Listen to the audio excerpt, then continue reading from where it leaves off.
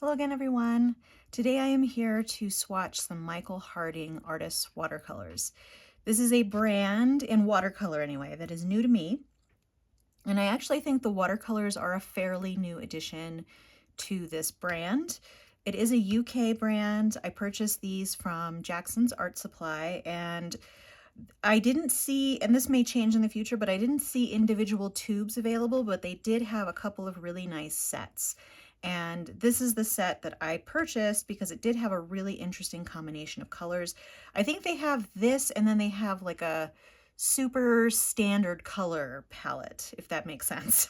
But I wanted something a little bit more interesting that profiled some of the not necessarily unique colors that they have. There's one in here that might be unique, but also was an interesting mix of colors and colors that I would use, quite frankly. So I just about a half hour ago put all of these colors into pans. They were very jumpy out of the tube. I live in Colorado, so oftentimes, even if it's just coming from, a lower elevation, the watercolors will kind of jump out of the tubes. They did do that, so I decided to go ahead and put them in the pans. They're not fully dried, so I think I've said on the channel before that it's not my preference to swatch things when they aren't fully dried in the pan, because that's kind of my baseline for how I know how to swatch watercolor. But I'm going to do the best I can today. This is just the time I have to swatch these, and these have been sitting around a little while, and I wanted to get to them. Part of the reason why it's been taking me a little longer to get up to speed with some things is I had to move my office again from my basement to an upstairs floor in my house because we're having plumbing problems in the basement. So that's all I'm going to say about that. It's a really huge pain in the butt, but because of that, I have things both down in the basement and up here, and I can't find things. That's also to say that I'm going to be swatching on sheets of paper today because I cannot find my swatch book that I have been doing this with. However, the paper that I'm going to be using, I actually just opened it up, is by B Paper, and these are, what are they, 6x9 watercolor sheets. And I purchased these off of Amazon, and they're very, very reasonable for very good paper. They're 100% cotton, I believe. Yes, 100% cotton. And they really do handle very well like cotton paper. It's probably not, the highest end cotton paper, but it works great for everyday painting, and it can take a lot of abuse, like cotton paper is known for. How thick is this? It is 140 pounds. So that's fairly standard for a lighter weight watercolor paper. So that's the paper that I'm going to be swatching on today. I have again, the watercolor brush I could find, which is a Royal and Langnickel dagger brush. And these are pretty good. They're very inexpensive. I purchased them in a pack of 3 from Amazon. So that's why I have them all over, because I have 3 of them. All right. So Michael Harding, I have used their gessos. They have some colored gessos, and I have used those, but I haven't used any of their other products. They're really well known for oils, apparently, and I just don't really do oil painting, so I'm not familiar with their oils, but when they came out with watercolors, I thought this would be good to test. Okay, so I have a pot of water off to the side that I'm going to open up, and I'm going to try not putting water on these pans just because I just poured them. I think it'll be okay like that. I also wanted to note that when these came out of the tube, they had a lovely texture. They really had a really nice creamy texture, not too thin, not too thick. And as you might be able to see, they're doming really nicely in the pan. This is just sort of an aesthetic thing, but I found that paints that have this sort of texture generally paint pretty well and have a good texture on the paper. So we'll test that right now. All right, so I am going to wet my brush, and actually let me open this thing of tubes so I can give you some information about the individual colors as I swatch them. So there are 10 colors in this set, and in theory, you could just have this set, and um, this would be your watercolor set that would work for just about everything, because most of the colors that are in here you can mix just about anything. There are a couple of colors, like it's not a true dual primary, because there are a couple of colors that I would consider are missing. There is like a greenish blue I would prefer in addition. This has an ultramarine blue, and then a warm red, because this only has a magenta. However, with magenta, you can mix yellow with magenta to make a red, like a warmer red. So that you probably could do without, but the one that I probably would want in here is the cooler blue. But in theory, again, the cobalt teal is kind of taking that role on in here. So so it's a pretty good palette. It's a very interesting color scheme here that I wouldn't necessarily see in other brands. Okay, so this is well, not re-wetting. It's wet on the paper. It's very, very nice. Oh, wow. Okay. I am already really, really liking these watercolors just based on this. It's so smooth to put down. Now, this doesn't really indicate, of course, you have the palest color first, which is kind of hard. So this is a titanium buff, and that is a PW6:1. And it did have, so it says light fastness, excellent, staining power low, granulation, yes, transparency, semi-opaque. It's also really nice that they have all that information very clearly indicated on the tube, which you kind of should find for most professional watercolors. All right, so let's go on to the next one, which is a yellow ochre. I mean, these are lovely. Oftentimes, if I'm going from a wet watercolor, it tends to get gloopy and sticky, but this is not doing that. Really, really nice, lovely texture.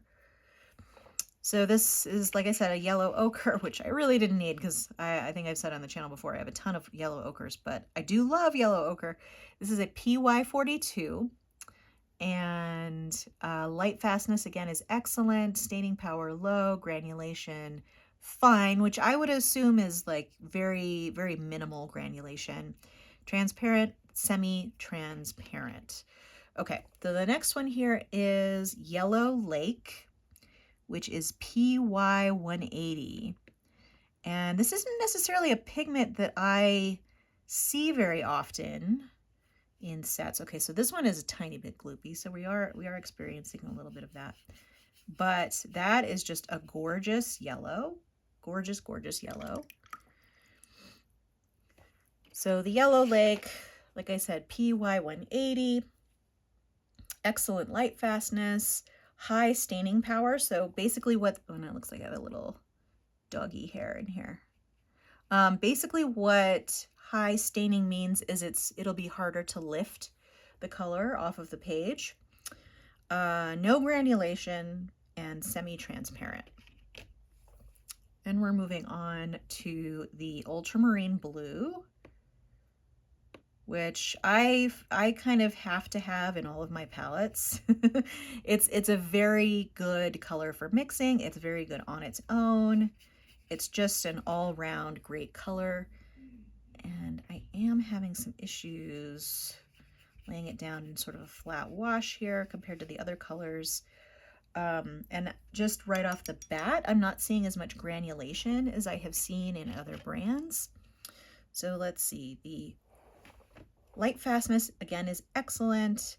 Low to medium staining power, granulation, and transparent. So maybe that'll come out a little, the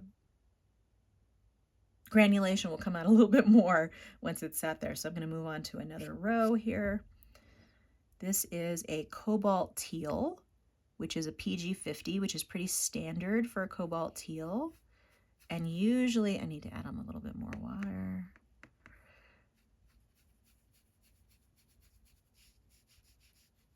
Usually the cobalt teals have a pretty good tinting strength, meaning you don't have to get a lot of pigment to make a nice swatch. Okay, cobalt teal, PG50, excellent light fastness, non-staining, granulating, and semi-transparent. Seems like pretty much all of these have been semi-transparent so far. So this next color, actually that's a beautiful teal, cobalt teal, love it. The only one so far that I think I've been a little bit underwhelmed by is the ultramarine blue, and that could just be a function of it being wet in the pan and the paper, etc. But this is, for me personally, this is not as good of a blue as I've seen in other brands. Okay, so the next color is one that I think is kind of unique to them, which is called Purple Haze. And it's nice to have some interesting convenience colors in a set. Okay.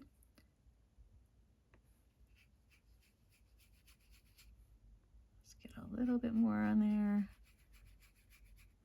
All right, so that's kind of interesting. So this is, like I said, it's called Purple Haze. It has, so I'm thinking that this is kind of a little bit like Moon Glow by Daniel Smith, or perhaps, what is it?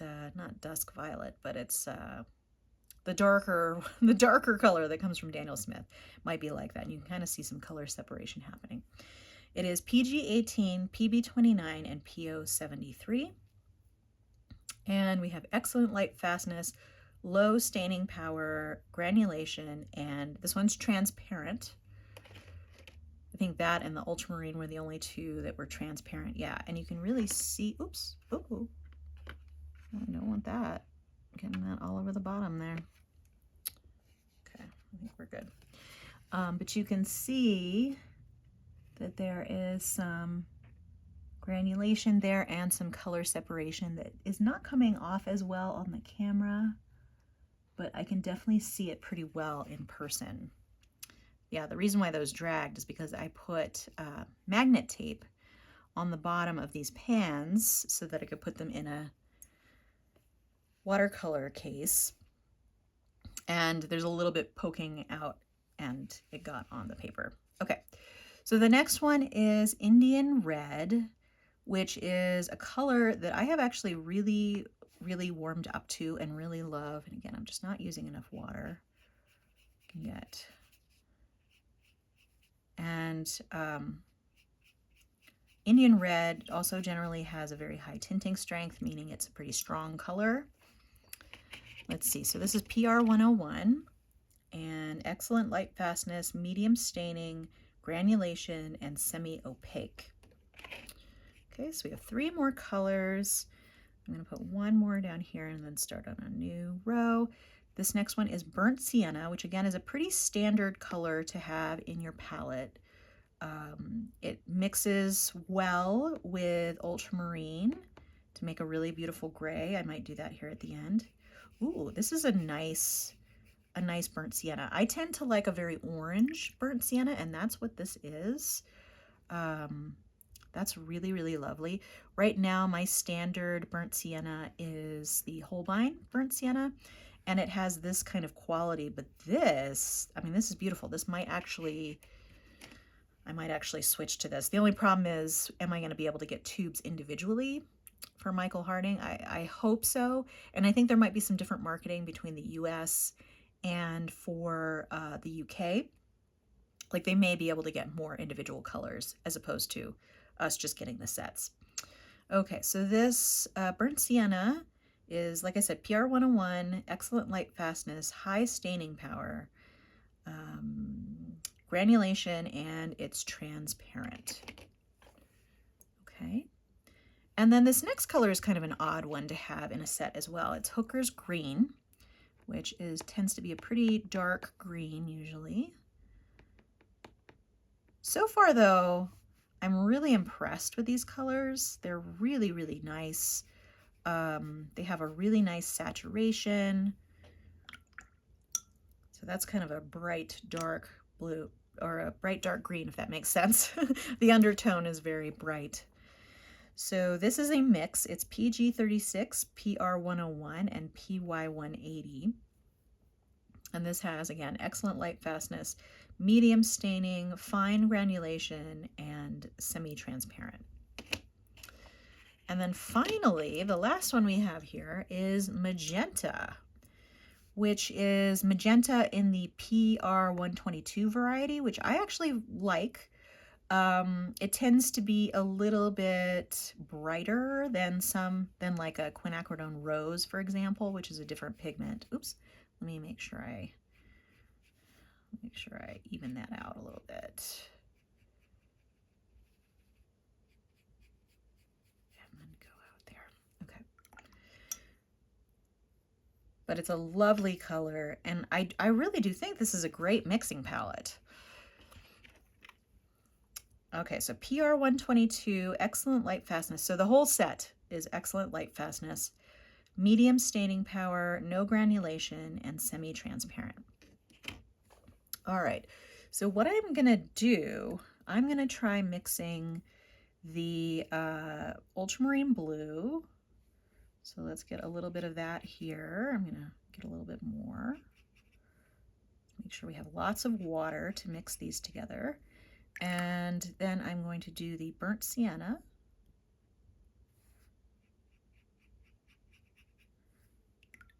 And so you can see it's kind of a little bit of a brownish gray now. A little bit greenish. I probably added a little bit too much burnt sienna, so let's go back and do a little bit. Ooh, that's quite a bit. No, that's just the way it's gonna be. So there you can see all the different tones that you can get with that mix. And here I'm just gonna wet my brush and kind of go out. So there you've got a really, really nice gray. Over here it's a little more brownish. Over here it's a little more true neutral. And then I'm also going to show you the magenta with the yellow and see if we can get to a red.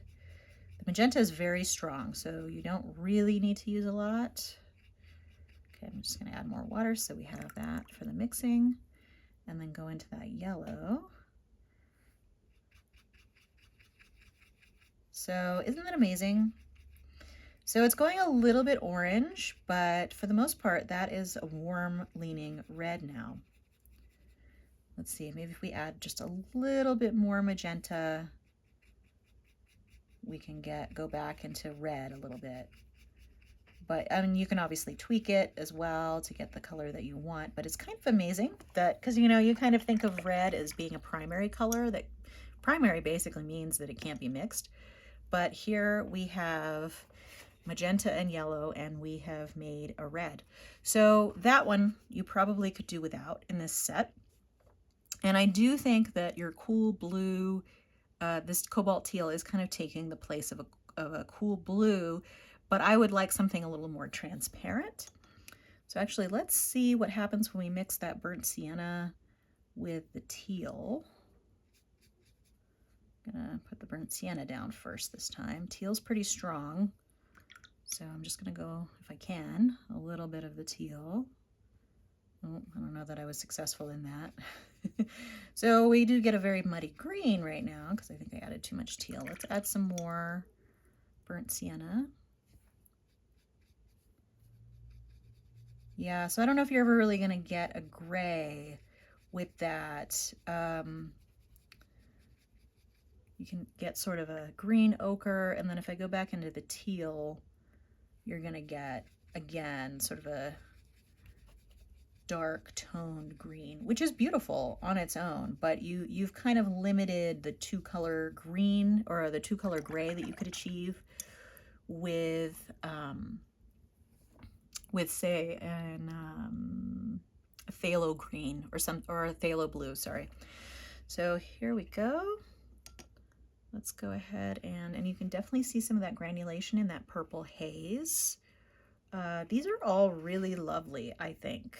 Even the ultramarine blue, I mean, it's just sort of it's ultramarine blue, which is always great, but it is a little bit not as sexy as the rest of these colors. So, and that Hooker's green is actually really nice as well. I want to do one last mix. And that is, I want to mix something with this purple haze. So I'm going to put that down here. Let's do that. And then, what should I do? Let's try to neutralize it. If I go with a green, we should be able to neutralize it. Looks like I added too much green. So let's go back into that purple.